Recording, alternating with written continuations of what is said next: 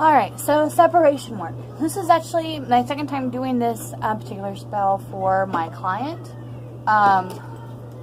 The first one didn't seem to take or do enough of what I wanted it to do, so we're going to be doing it again and adding in a cord cutting this time.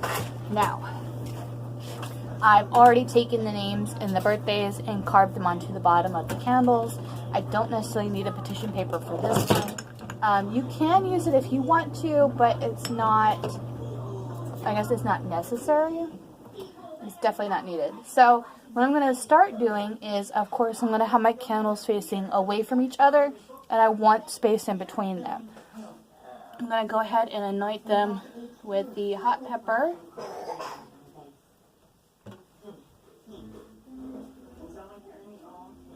And a little bit of lemon juice. Or actually, no, not that. I'm going to put the lemon juice here in the middle. And I'm going to put everything on top of this cord, because what this cord signifies is the bond between the two of them. Then I'm going to add my chili flakes. Mom, you forgot your pen. So then I'm going to do my chili flakes.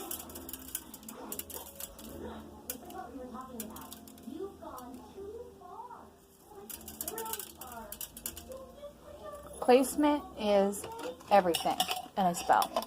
I know people will tell you that intention is everything, but in my particular, my opinion, and I've been doing this for a long time, and in my experience, this stuff really does matter. Where you put it, how you do it, it all matters. I'm going to put some poppy. Poppy confuses people. So we're going to put that on both of them. It will also work to cause arguments. I'm going to put some pepper plant. The actual plant. I'm going to actually put in some clove.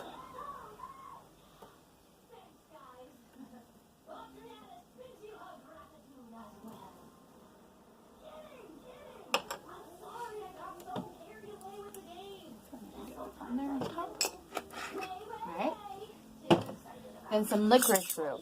The reason why I'm adding licorice root, and if you actually notice, I'm using purple candles, not black candles this time. And this is because I want them to bend to my will. I want them to be forced to break up. Sometimes using the most obvious thing isn't necessarily the best thing, especially if you're going back and you're doing this a second time. That can mean that maybe something you did the first time didn't really get it across. So, and then I'm going to be using some alum to create that discourse. Now, of course, I have some of the herbs on here. Now, I'm going to put in here 13 knots. The reason for 13 is because I want to say it was around the Templars. The Templars are the cause for it, believe it or not. 13 is an unlucky number. So it doesn't matter the space between them. It matters that they are completely separate knots. Because like what I'm fighting not to do here is if you create a knot within a knot, then it just means that that's one knot. Okay, so we have 13 knots in here. We're going to go ahead and light the candles first. We're going to let them slowly burn down. And then as they get closer and closer to being at the end, then I'm going to cut it. I do it this way because I feel it's better for me that way. Like if I wait to cut it while all this is working on them, this is working first, and then I kind of just add into it the actual cutting down of their relationship. So, okay, I can get this to the light.